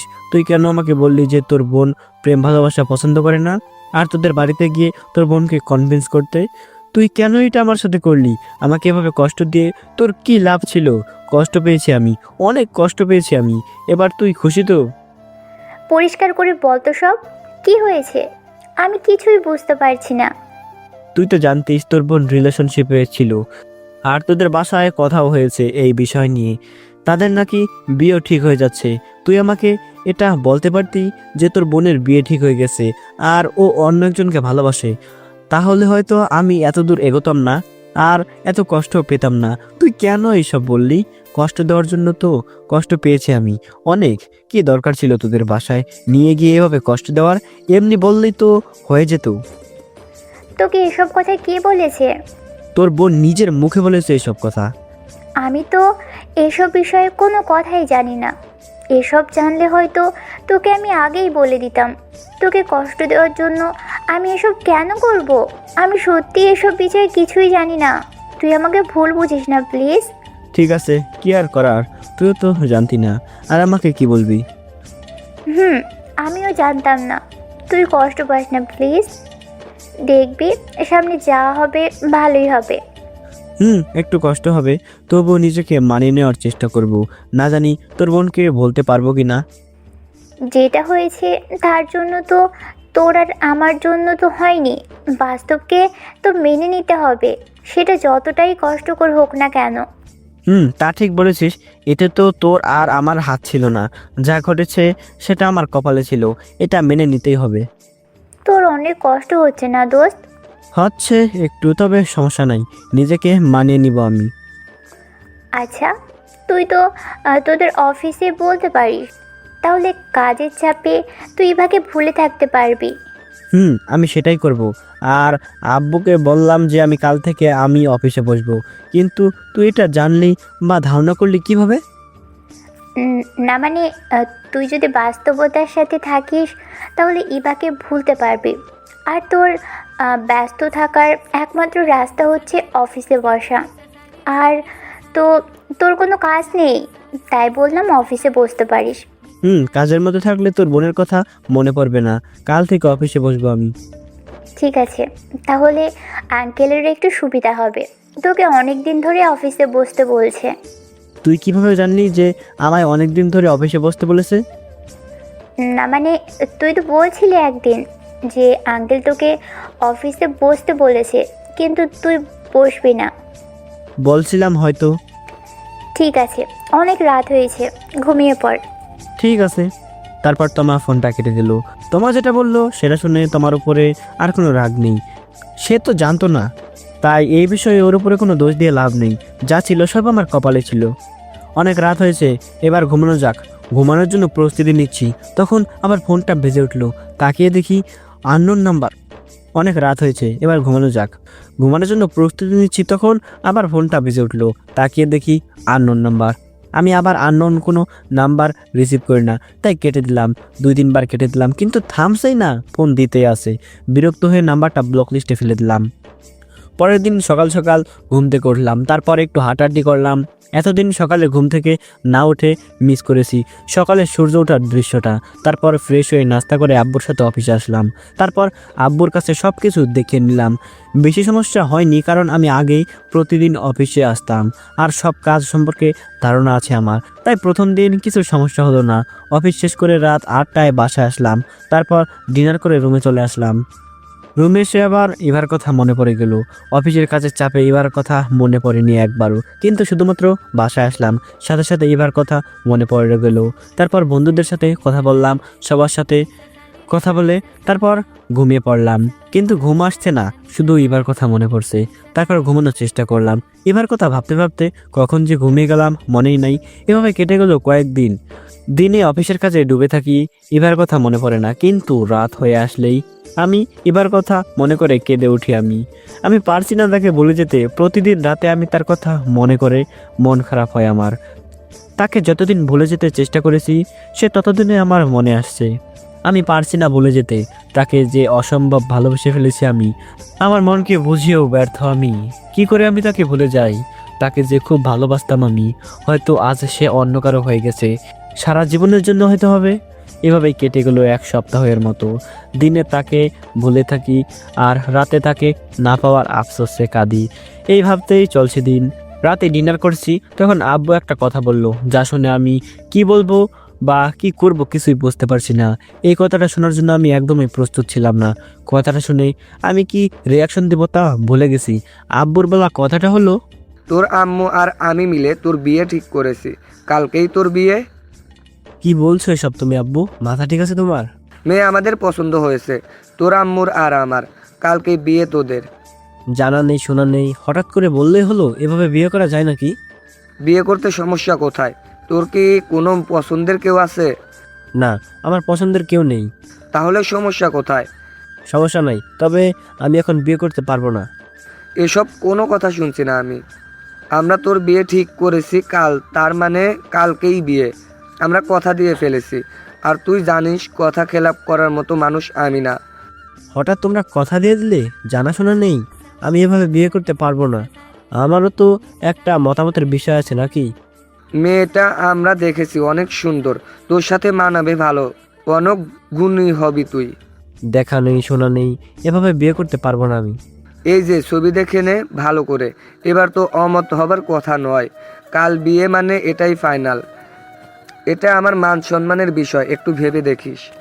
এই বলে আব্বু টেবিলে একটা ছবি রেখে চলে গেল। আমিও কোনো কথা না বলে খাওয়ার টেবিল থেকে উঠে চলে আসলাম রুমে। ছবিটা নিয়ে আসিনি, ছবি দেখেই বা কি লাভ। রুমে এসে ভাবতে লাগলাম কি থেকে কি হবে কিছুই বুঝতে পারছি না। মাথাটা ভনভন করছে আমার। এই কয়েকদিনের মধ্যে কি হয়ে গেল? আব্বুর মাথায় বা কেন এসব ভূত চাপলো? আমায় তো আগে বলতে পারতো, তা না করে কালকে বিয়ে ঠিক করে ফেলেছে। জিনিসটা কিছুই তো ভেবে পাচ্ছি না আমি। এদিকে ইভাকে এখনো বলতে পারছি না আমি। প্রতি রাতে তার কথা মনে করে কাঁদি আমি। আজ মনে হয় তার কথা খুব বেশি মনে পড়ছে আমার। না পারছি না কাউকে কিছু বলতে, না পারছি সব কিছু সহ্য করতে। কি করবো আমি কিছুই ভেবে পাচ্ছি না। এদিকে আব্বুর মান সম্মানের বিষয়। আব্বু কথার খেলাপ কখনোই করে না, আর এটা আমাদের মান সম্মানের বিষয়। কোন দিকে যাব, কি করব কিছুই ভেবে পাচ্ছি না আমি। আজকে ইভার কথা খুব মনে পড়ছে। এখানে ও থাকলে কতই না ভালো হতো, কতই না সুন্দর হতো মুহূর্তটা, কিন্তু না, তা কখনোই হবার নয়। এখন হয়তো বা সে অন্য কারো হয়ে গেছে হয়তো। ইভা থাকলে আব্বু আম্মুকে তাও কিছু বলে বোঝাতে পারতাম, কিন্তু এমন একটা পরিস্থিতি, কিছুই বুঝতে পারছি না। এই ছাড়া বা আর কি হতে পারে? না বাসায় বলে লাভ কি? এখন আমি ইভাকে প্রচণ্ড ভালোবাসি। এই মুহূর্তে আব্বু এমন একটা কাণ্ড করে বসবে এটা ভাবতে পারিনি আমি। আব্বুকে বুঝিয়েও লাভ নেই। আব্বু এক কথার মানুষ, কখনো তার কথার কোনো নড়চড় হয় না। কালকে যদি বিয়ে না করি তাহলে আমার আব্বুর অনেক ক্ষতি হবে, মান সম্মানের প্রতি হুমকি। কি করব আমি কিছুই ভেবে পাচ্ছি না। সবকিছু যেন মাথার মধ্যে এসে ধাক্কা মারছে। আজ ইভার কথা খুব মনে পড়ছে তাকে দেখার এক একটা স্মৃতিগুলো, তার সাথে দেখা হওয়ার একটা মুহূর্তগুলো, তার জন্য করা পাগলামিগুলো। এখন কি করব আমি? সব আমার পরিস্থিতির বাইরে চলে গেছে। ইভা তো অন্য কাউকে ভালোবাসে, তাহলে কি এই বিয়েটা আমার করে নেওয়া উচিত? এই বিয়েটা করে নিলেও আমি ইভাকে বলতে পারবো না। ইভা তো অন্য কাউকে নিয়ে ভালোবাসার সংসারে সাজবে, তাহলে আমি কেন একতরফা ভালোবেসে কষ্ট পাবো? তাহলে কি এই বিয়েটা করে নেওয়া উচিত আমার, নাকি না? না না, এসব আর ভাবতে পারছি না। কেমন যেন হয়ে যাচ্ছে আমি। আমার মাথার মধ্যে একরাশ টেনশন কাজ করছে। কি করব কিছুই ভেবে পাচ্ছি না। কালকেই বা কি হবে কিছুই ভাবতে পারছি না আমি। সব কিছু মস্তিষ্কের কোণে এসে ধাক্কা মারছে। তারপর আর কোনো কিছু না ভেবে একরাশ টেনশন নিয়ে ঘুমিয়ে পড়লাম। কিন্তু ঘুম আসছে না আমার। সব কিছু যেন আমার ঘুমকে কেড়ে নিয়েছে। ইভাকে বলতে না পারা, একদিকে আব্বু আম্মুর এই সিদ্ধান্ত, সব কিছু যেন মস্তিষ্কে ঘুরপাক খাচ্ছে। অনেক ঘুমানোর চেষ্টা করছি কিন্তু ঘুম আসতেছে না। এসব ভাবতে ভাবতে যে কখন ঘুমিয়ে গেলাম মনে নাই। পরের দিন সকালে ঘুম ভাঙলো চেঁচামেচির আওয়াজে। ঘুমটা ভালো মতো হয়নি, রাত্রে ঘুমাতে পারিনি আমি। তারপর ঘুম থেকে উঠে ফ্রেশ হয়ে নিলাম। নিচে নেমে দেখলাম বাসায় লোকজন আর বাসাটা সাজানো হচ্ছে, কিন্তু কিছুই বুঝতে পারছি না আমি। পরক্ষণে মনে হয়ে গেল কালকে সন্ধ্যার সময় ঘটে যাওয়ার কথাগুলো। দেখলাম বাড়িতে আত্মীয় স্বজন আসতে শুরু করছে এবং কি বাড়িটাও সাজানো হচ্ছে। এখন কি করব আমি? এদিকে আব্বুর মান সম্মান তো এভাবে নষ্ট করে দিতে পারি না আমি। কি করব কিছুই ভেবে পাচ্ছি না আমি। তাকিয়ে দেখলাম ফাহাদ, তমা আর সোহানও এসেছে। তাদের আমি অনেক ডাকলাম কিন্তু কেউ এলো না। মনে হয় আমায় চিনে না। কি হচ্ছে সব কিছুই তো বুঝতে পারছি না আমি। এরাই বা কেন এমন করছে? বেলা ক্রমশ ফুরিয়ে গেল। আস্তে আস্তে বাড়িটাও আত্মীয় স্বজনে ভরে গেল। এখন আমার বিয়ে করা ছাড়া আর কোনো দ্বিতীয় রাস্তা খোলা নেই। এই মুহূর্তে বিয়েটা ভেঙে গেলে আব্বুর মান সম্মান সব ধুলায় মিশে যাবে, যা আব্বু কখনোই হতে দেবে না। ফাহাদ, সোহান আর তমা এলো আমাকে সাজাতে। তখন ফাহাদ আমাকে উদ্দেশ্য করে মুচকি হাসি দিয়ে বলল, কি রে, তোর যে বিয়ে, একবার জানালেও না আমাদের? আঙ্কেল বললো আমাদের। দোস্ত কিছু একটা কর, আমি এই বিয়েটা করতে পারবো না। কেন, কি হয়েছে? আমি তোমার বোনকে এখনো খুব ভালোবাসি রে। আমি ওকে ছাড়া কিছুই ভাবতে পারছি না। আর হুট করে এভাবে একটা মেয়েকে কিভাবে বিয়ে করব আমি? তুই বল কি করব, কিছুই বুঝতে পারছি না আমি। দেখ, পাগলামি করিস না। তোমার বোন তো আর তোকে ভালোবাসে না, সে অন্য কাউকে ভালোবাসে। তো তার জন্য তুই কেন কষ্ট পাবি আর নিজের জীবনটা এভাবে নষ্ট করবি? আর আঙ্কেল আন্টির কথা ভাব, তাদের মান সম্মানের বিষয়। আজ তোর বিয়ে এভাবে বললে তো হবে না। কি করব আমি কিছুই বুঝতে পারছি না। তুই বল। না পারছি আমি ইভাকে ভুলতে, আর না পারছি কিছু করতে। আমাকে তো কয়েকটা দিন সময় দিতে পারতো। আমি তো ইভাকেও বলতে পারছি না। তাকে বলতে আমার আরো সময় লাগবে, তাও বলতে পারবো কি না জানি না। দেখ, তুই নিজের জীবন নষ্ট করিস না, বিয়েটা করে নে। সামনে যা কিছু হবার ভালো হবে, তোর জন্য সামনে ভালো কিছু অপেক্ষা করছে, তাই বিয়েটা করে নে। আমিও মেয়েটাকে দেখেছি, অনেক খুশি হবি তুই, তোর সাথে মানাবে ভালো। এটা আঙ্কেল আন্টি আর তোর মান সম্মানের বিষয়। সামনে যা হচ্ছে সব মেনে নে, সব ভালোই হবে। তোমার বোনের জন্য তুই থেমে থেকে কি করবি বল তো? তোমার বোনের জন্য তুই থেমে থাকবি কেন? তারপর ফাহাদ, সোহান আর তমা আমাকে রেডি করে দিয়ে চলে গেল। অনেক চেষ্টা করলাম তাদের বোঝাতে, কিন্তু তারা বুঝতেই চাইল না। তাদের ওই এক কথা। তারাও অবশ্য ঠিক বলেছে। আমি কেন তার জন্য কষ্ট পাবো, তার জন্য জীবনটা নষ্ট করব? আর মা বাবার সম্মানেরও ব্যাপার একটা। সবকিছুই আমার মনের বিরুদ্ধে হচ্ছে, কিছুই মেনে নিতে পারছি না। আমি দোটানার মধ্যে আছি, কি করব কিছুই বুঝতে পারছি না। অবশেষে আমরা রওনা হলাম কমিউনিটি সেন্টারের দিকে গাড়ি নিয়ে। আমাদের বিয়েটা সেখানেই হবে, সেদিকে আমার কোনো আক্ষেপ নেই। আমি আমার মতন মন খারাপ করে বসে আছি। তারপর আমরা পৌঁছে গেলাম কমিউনিটি সেন্টারে। তারপর শুরু হলো সব আয়োজন। চারিদিকে সবাই নানানভাবে মজা করছে, কিন্তু আমি আমার মধ্যে আনন্দ নেই। মন খারাপ করে বসে আছি, শুধু বারবার মনে পড়ছে ইভার কথা। তারপর আস্তে আস্তে ক্রমশ সব কার্যক্রম হয়ে গেল, মানে আমাদের বিয়েটাও মিটে গেল। কিন্তু সেদিকে আমার কোনো আক্ষেপ নেই। বিয়ে বাড়িতে কে এসেছে সেটাও দেখিনি আমি। কার সাথে বিয়ে হয়েছে, তার নামটা কি, এটাও জানি না আমি, শুনতেও পাইনি। তখন আমি নিজের মধ্যে ছিলাম না। আমার মনটা ছিল ইভার কাছে। প্রত্যেকটা স্মৃতি মনে পড়তেছিল। আশেপাশে কি হয়েছে, কে এসেছে কিছুই জানি না আমি। তারপর বিয়ের সব কার্যক্রম শেষ হয়ে গেল। তারপর বউ নিয়ে বাড়ির উদ্দেশ্যে রওনা হলাম আমরা। গাড়িতে মেয়েটা ঘোমটা দিয়ে আছে, আর আমি জানালার এক পাশে উদাস হয়ে বসে আছি। মেয়েটার মুখটা দেখার ইচ্ছা নেই আমার, এবং কি তার সাথে কথা বলার বা তার নামটা জানার কোনো ইচ্ছাই নেই আমার। শুধু ভাবতে লাগলাম লাস্ট কয়েকটা দিন, জাস্ট কয়েকটা দিন আমার জীবনে পুরো মোড় ঘুরিয়ে দিল। কোথা থেকে কোথায় চলে এলাম আমি, কি থেকে কি হয়ে গেল, কাকে ভালোবাসতাম আর কাকে বিয়ে করলাম, অচেনা একজনকে বিয়ে করে নিয়ে চলে গেলাম। ভাবতেও কেমন জানি লাগছে। তারপর আমরা বাসায় চলে এলাম। আসার সময় পুরোটা রাস্তায় শুধু ইবার কথা ভেবেছি আর মনকে বুঝিয়েছি তার কথা ভেবে কি লাভ, সব শেষ হয়ে গেছে। সে তো আমায় ভালোবাসে না, সে তো অন্য কারো। তার জন্য আমি কেন কষ্ট পাবো, আর কেনই বা এই মেয়েটাকে কষ্ট দেব? কিন্তু এসব কথা নিজের মনকে বোঝাতে ব্যর্থ হচ্ছে আমি। বারবার শুধু তার কথাই আমার মুখটায় আমার সামনে ভাসতেছে। মেয়েটাকে নিয়ে এসে আমার রুমে বসানো হলো আর আমি চলে এলাম ছাদে। খুব কষ্ট হচ্ছে আজ, খুব কষ্ট হচ্ছে আজ ইভার কথা ভেবে, নিজের ভালোবাসার কথা ভেবে। নিজের ভালোবাসার জন্য কিছুই করতে পারলাম না আমি। কি বা করার ছিল? সে তো অন্য কাউকে ভালোবাসে। আমার এই একতরফা ভালোবাসার কোনো মূল্য নেই। ছাদে কিছুক্ষণ একা থাকলাম আমি, কিন্তু মনটা আমার ক্রমশ খারাপ হয়ে যাচ্ছে। কিছুক্ষণ পর সবাই এসে আমায় নিচে নিয়ে গিয়ে জোরপূর্বক বাসর ঘরে ঢুকিয়ে দিল। তারপর বাইরে থেকে দরজা আটকে দিয়ে চলে গেল। সামনে তাকিয়ে দেখি মেয়েটা গোমটা দিয়ে বসে আছে। সেদিকে আমার কোনো ভ্রুক্ষেপ নেই। আর যদি বা এখানে ইভা থাকতো তাহলে কতই না সুন্দর রঙিন হতো মুহূর্তটা। আজ এখানে অচেনা একজন কি আমার বউ হয়ে বসে আছে, ভাবতেই কেমন জানি লাগছে। মেয়েটাকে দেখার ইচ্ছে হচ্ছে না আমার, এমনকি তাকে স্পর্শ করা তো দূরের কথা, তার সাথে কথা বলারও ইচ্ছে করছে না। মনটা শুধু ইভার কথা ভাবতে চায়। ইভার কথা ভেবেই কি লাভ? সে তো অন্য কাউকে ভালোবাসে। তার জন্য এই মেয়েটাকে কেন কষ্ট দিব আমি? এই মেয়েটার তো কোনো দোষ নেই। কিছুদিন সময় নেই, দেখি সব ঠিক হয় কিনা। এখন তো এই মেয়েটা আমার বউ, তাকে কি ফেলে দিতে পারি আমি? কষ্ট দিতে পারি আমি? এই মেয়েকে কি মেনে নিতে পারবো আমি, নাকি পারবো না? এবার কথা ভেবে কেন কষ্ট পাবো আমি? আর কেন এই মেয়েটাকে কষ্ট দিব আমি? আমি কোনো কথা না বলে মেয়েটার সামনে গিয়ে দাঁড়িয়ে বললাম, দেখুন, আপনাকে আমি একটা কথা আগে বলে রাখি।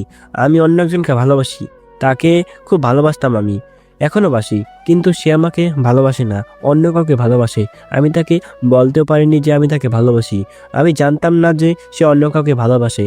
এটা জানলে হয়তো আমি তাকে ভালোবাসতাম না। হুট করে আমার মনের বিরুদ্ধে কি থেকে কি হয়ে গেল কিছুই বুঝতে পারলাম না আমি। তাই আপনাকে মেনে নিতে আমার একটু সময় লাগবে। মেনে নিতে পারবো কিনা জানি না, তবে চেষ্টা করব আমি। এটুকু বলেই ব্যালকনিতে চলে এলাম আমি। আকাশটা দেখতেছিলাম। এমন সময় কেউ আমার কাঁধে হাত রাখলো। পেছনে তাকাতে আমি 440 ভোল্টের শক খেলাম। তখন মুখ দিয়ে একটা কথাই বের হলো, ইভা। তো কি ভেবেছিলেন অন্য কেউ থাকবে? আপনি এখানে কিভাবে এলেন? আমার বউ কই? অন্য কেউ থাকার কথা নাকি এখানে? আমাকেই তো বিয়ে করলেন, নামটা পর্যন্ত কি শোনেননি নাকি? যখন বিয়ে করার সময় তখন কোথায় ছিল আপনার মন? সবকিছু কেমন গুলিয়ে যাচ্ছে। কি হলো কিছুই বুঝতে পারছি না আমি। আপনি এখানে কিভাবে এলেন? আর আপনি তো অন্য একজনকে ভালোবাসতেন, তাহলে আমার সাথে বিয়ে কিভাবে হলো? কিছুই বুঝতে পারছি না আমি। আপনি এখানে কিভাবে এলেন? আর আপনাকেই বা কখন বিয়ে করলাম? আর আপনি বা রাজি হলেন? ঠিক আছে, বলছি কি থেকে কি ঘটছে। তাড়াতাড়ি বলুন। আসলে আপনি নাকি আমাকে প্রথম দেখে ভালোবেসে ফেলেছিলেন। অনেক খোঁজ করেও আমার ঠিকানা বের করতে পারেননি।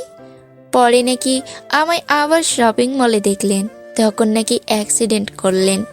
আর এসব কথা তমা আপুকে বলতেছিলেন। আপনি যখন হসপিটালে এসব কথা তমা আপু আর আপনার বন্ধুদেরকে বলতেছিলেন, তখন নাকি আপনার আব্বু আম্মু সব শুনেছিল। তারপর আপনার আব্বু আম্মু আমাদের বাসায় বিয়ের প্রপোজাল নিয়ে যায়। তমা আপুর অনেক কথা শুনে সব মিলিয়ে বিয়ে দিতে রাজি হয় আমাকে। তমা আপু সহ আপনার সব বন্ধুরাও বিয়ের প্রস্তাব নিয়ে গেছিল আমাদের বাসায়। আর আমি প্রেম ভালোবাসা কিছুই পছন্দ করতাম না। বাসায় যেখানে বিয়ে দিবে সেখানেই বিয়ে করতাম। তাই আমার অমতের কিছু ছিল না। আর একটা বড় কথা হচ্ছে, তমা আপুর মুখ থেকে আপনার বিষয়ে সব শুনেছি। আপনার জীবনের সব কিছু শুনেছি। আপনি কেমন, আপনার বিষয়ে সব। আপনি আমাকে কতটা ভালোবাসেন আর আমার জন্য কি কি করেছেন সব শুনেছি আমি। তারপর আপনাকে ভালোবেসে ফেলেছি আমি। আমি চাইছিলাম এসব প্রেম ভালোবাসা করব না, কিন্তু আপনার পাগলামিগুলো আমার জন্য সেগুলো শুনে প্রেমে পড়ে গেছি। আপনার খুব ভালোবাসি আপনাকে। সবকিছু না হয় বুঝলাম, তাহলে আমাকে এসব কিছু জানালো না কেন? আসলে আপনি নাকি অফিসে বসতে চাচ্ছিলেন না অনেক দিন ধরে, তাই আপনার আব্বু আম্মু আর আপু আপনার জন্য সারপ্রাইজ হিসাবে এটা করেছে। আর সেদিন বয়ফ্রেন্ডের কথা তারাও আমাকে দিয়ে বলিয়েছে। এসব করার কারণ কি? এসব করার কারণ হলো আপনার তখন মন খারাপ হয়ে যাবে, আমার জন্য অনেক কিছু করবেন, তখন আমাকে ভুলে থাকার জন্য অফিসে বসবেন। এটাই চেয়েছিল আপনার আব্বু আম্মু, আর এটাই হয়েছে। আর আপনাকে আমার পরিবার আর আমি দেখতে চেয়েছিলাম, তাই তমা আপু প্ল্যান করে আপনাকে আমাদের বাসায় নিয়ে গেছিল। তারপর আমি আবার আপনাকে এখানে চেকা দিয়ে ব্যাকা করে দিলাম। প্ল্যানটা ভালো ছিল না? তোমার ভালো প্ল্যানের জন্য আমার কয়েকদিন অনেক কষ্ট হয়েছে। রোজ রাতে কান্না করতাম আমি তোমার জন্য, বুকটা ছিঁড়ে ছারকার হয়ে যাচ্ছিল আমার। কিন্তু কি করব বলো, তুমি তো নাকি অন্য কাউকে ভালোবাসতে। এটা শোনার পর আমার ভেতরটা পুড়ে গিয়েছে। অনেক অনেক অনেক কষ্ট পেয়েছি আমি, যা তোমাকে বলে বোঝাতে পারবো না। তোমায় যে খুব ভালোবাসি আমি। আমিও আপনাকে খুব ভালোবেসে ফেলেছি। আমি জানতাম না আপনি আমায় এতটা ভালোবাসেন, আর আমার জন্য বাসর রাতে এসে এভাবে বলছেন। সত্যি ভাগ্যবান, আমি আপনার মতো একজনকে পেয়েছি। আমি জানতাম না আপনি এতটা কষ্ট পাবেন। এত কষ্ট পাবেন জানলে হয়তো এটা করতাম না। এখন কোনো কষ্ট নেই, আমার সব কষ্ট দূর হয়ে গেছে। একটা কথা মাথায় ঢুকছে না, এরা কি আমার পরিবার লোক নাকি অন্য কিছু? কি থেকে কি করলো আমার সাথে, শুধু অফিসে বসানোর জন্য? আচ্ছা, এসব বাদ দিন। যা হয়েছে ভালোর জন্যই তো হয়েছে, না হলে আপনি আবার অফিসে বসতেন না। তা অবশ্য ঠিক, যা হয়েছে ভালোর জন্যই হয়েছে। তোমাকে তো পেলাম, আর কোনো আফসোস নেই আমার। না কোনো কষ্ট, না কোনো অভিমান, না কোনো রাগ, শুধু তোমায় পেয়েছি, এটাই অনেক। তোমায় পেলে আর জীবনে কিছুই চাইনি আমি। আমি আপনাকে পেয়ে খুব খুশি। অনেক অনেক ভালোবাসি আপনাকে, আর এতটা কষ্ট দেওয়ার জন্য সরি। এত সহজে তোমায় মাফ করবো না। কষ্ট যখন দিয়েছো, এর শাস্তি তো তোমায় পেতেই হবে জান পাখি। শাস্তি মানে? কি শাস্তি? দাঁড়াও দেখাচ্ছি। এই বলে আমি এবার ঠোঁট দুটি টহল করে নিলাম। কি এক অদ্ভুত ফিলিংস! আমার এমন কাজে প্রথমে এইবার ঘাবড়ে গেল, পরক্ষণেই নিজেকে সামনে নিয়ে রেসপন্স দিতে শুরু করলো। তারপর আমরা হারিয়ে গেলাম ভালোবাসার এক অজানা গন্তব্যে। সমাপ্ত। এই গল্পটা এখানে রেখে দিলাম। আবার দেখা হবে, কথা হবে নতুন কোনো গল্প নিয়ে। সে পর্যন্ত ভালো থাকবেন, সুস্থ থাকবেন। আল্লাহ হাফেজ। আর হ্যাঁ, চ্যানেলটিকে অবশ্যই সাবস্ক্রাইব করে পাশে থাকবেন, এবং ভিডিওতে একটি লাইক দিতে তো ভুলবেনই না আশা করি। তো আই হোপ গল্পটা আপনাদের ভালো লাগছে। তো দেখা হচ্ছে পরবর্তী ভিডিওতে। ততক্ষণ সময় ভালো থাকবেন, সুস্থ থাকবেন। আল্লাহ হাফেজ।